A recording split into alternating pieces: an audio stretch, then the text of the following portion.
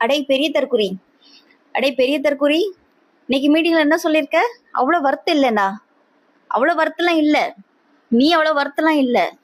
ரெண்டாவது அவ்வளவு ஃபீல் பண்ற அளவுக்கு உன் கூட்டத்தை நினைச்சு ஃபீல் பண்ற அளவுக்கு உன் கூட்டமும் வருத்தம் இல்லடா வெண்ண. சத்தியமா சொல்ல வாயில அப்படிதான் வருது. இவனுக்குலாம் என்ன மரியாதை மசர வேண்டி கிடக்கு.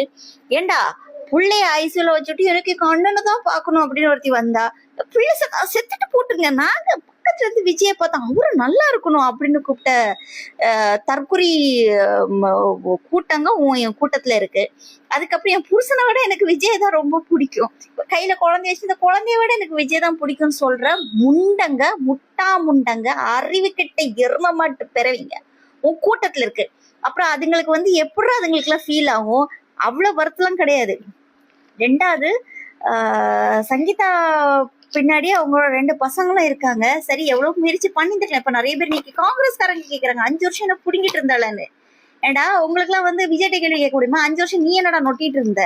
உனக்கு பொண்டாட்டி சரியில்லை, நீ டிவோர்ஸ் கொடுத்துட்டு போக வேண்டியதானே அப்படின்னு கேட்க வேண்டியதானே? அதெல்லாம் கேட்க மாட்டாங்க. அந்த தருதலைக்கு நல்லாவே தெரியும் என்ன நடந்தாலும் நம்மளுக்கு பின்னாடி பேசுறதுக்கு ஒரு வாடகை வாய்ங்கள்லாம் இருக்கு, முட்டா கூட்டங்க இருக்கு. வாடகை வாங்கினாலும் கூட காசு கொடுக்கணும்.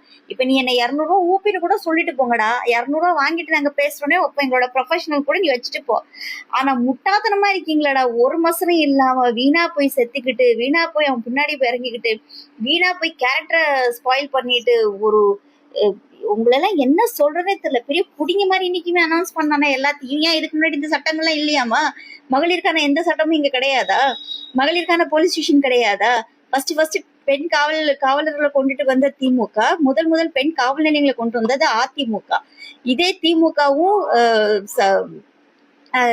இன்டர்காஸ்ட் மேரேஜ் பண்ண அவங்களுக்கான ஸ்பெஷல் விஷயங்கள்லாம் இருக்கு. அதே மாதிரி ஜெயலலிதா பீரியட்லயும் அரை பவுன் தங்க காசு கொடுத்துட்டு இருந்தாங்க.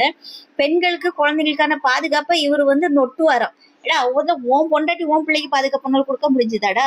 ஒரு மனுஷனுக்கு பிடிக்கலன்னா வாழ முடியாது. இந்த இந்த வெண்ட கதைகள்லாம் எங்களுக்கும் தெரியும். ஒருத்தருக்கு பிடிக்கலன்னா அவங்க வாழ முடியாது. அவங்க சட்டப்படி பிரிஞ்சு அது அடுத்தது அவங்க ஸ்டெப்ஸ் எடுக்கலாம்.